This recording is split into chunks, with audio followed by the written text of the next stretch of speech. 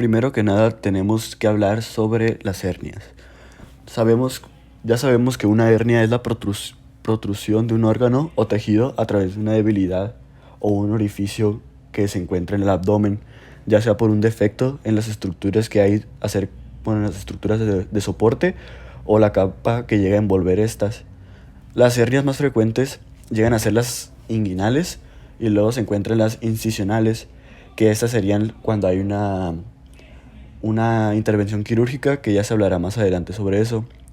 Luego tenemos que las hernias se clasifican por su localización, ya sea en inguinal, femoral o crural, la umbilical, la epigástrica, la de Richter, la Spiegel, una que se conoce como pélvica obturatriz, pélvica perineal y lumbar o dorsal, así como la que... Y luego, bueno, pues tenemos una que se llama como... Bueno, tenemos una división que es por su presentación clínica, que se divide en reductible, encarcerada, estrangulada y incoercible. Y luego también tenemos, como ya lo he mencionado antes, las hernias incisionales. La mayoría de estas hernias son asintomáticas y llegan a ser detectadas por otras personas y no por el mismo paciente en sí. Eh, bueno, vamos a hablar un poco sobre las hernias dependiendo de su presentación clínica. Tenemos que está la reductible, que esta es una hernia que es posible llegar a regresarla mecánicamente, la protrusión, ya sea como que empujándola. Luego está la encarcerada, que esta pues es básicamente lo opuesto, y es donde no se puede regresar empujando, por así decirlo, esta hernia, y llega a ser dolorosa y además es blanda. Luego tenemos la estrangulada, que esta es una hernia que es encarcerada, igual que la anterior, pero esta tiene un compromiso vascular y o sea que no tiene flujo sanguíneo y tiene una coloración violácea y está como dura y es también además dolorosa. Y luego está la hernia incoercible, que esta hernia es la que vuelve a salir inmediatamente después de regresarse, ya sea empujándola. Bueno, ahora vamos a hablar un poco sobre la inguinal directa. Esta inguinal directa pro protruye por la pared posterior del trayecto inguinal a nivel de su porción media, y esto ya sea por una debilidad de la pared.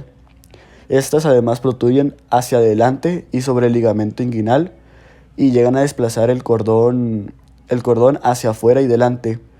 Y esto, como ya lo había mencionado, surge por una debilidad difusa en la fascia transversalis y llega a protruir a través del suelo del canal inguinal a nivel del triángulo de Hasselbalch.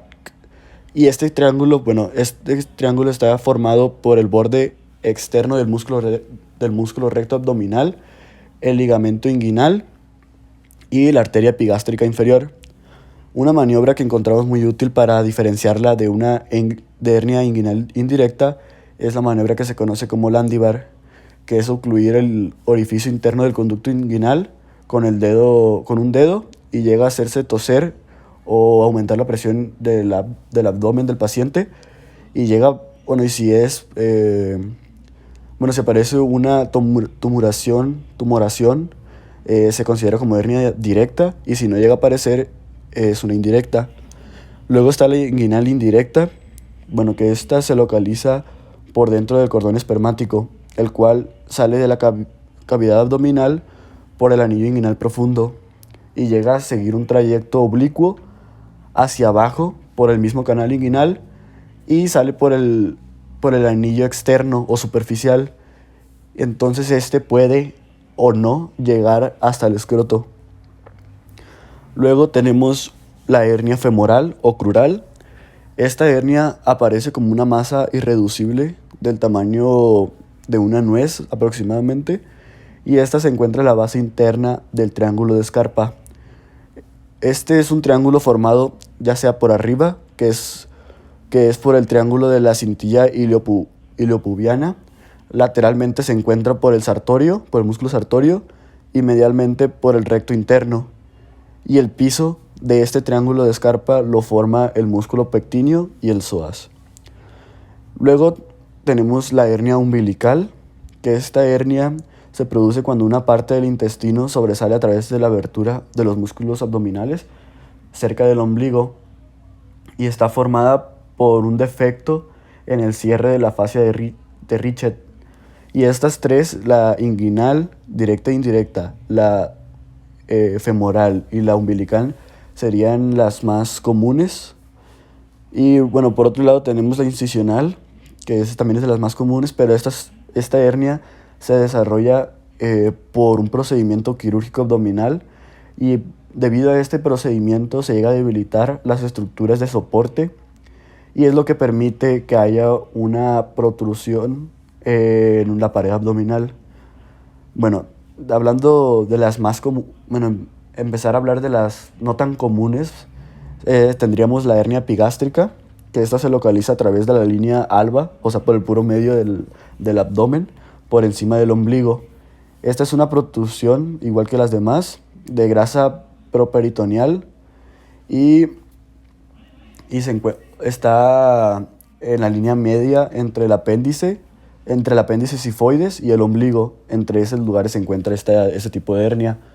Luego tenemos la hernia de Richter, que esta es la herniación de una porción de la pared antimesentérica del intestino delgado y generalmente se encuentra en una porción lateral de este mismo del intestino delgado.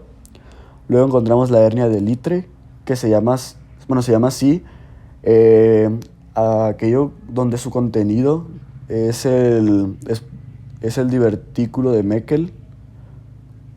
Y bueno, luego tenemos la hernia en Spiegel, que se localiza en el punto de unión del borde lateral del recto abdominal con la línea semilunar de Douglas y se protruye a través de la fascia de Douglas y surge lateral e infraumbilical.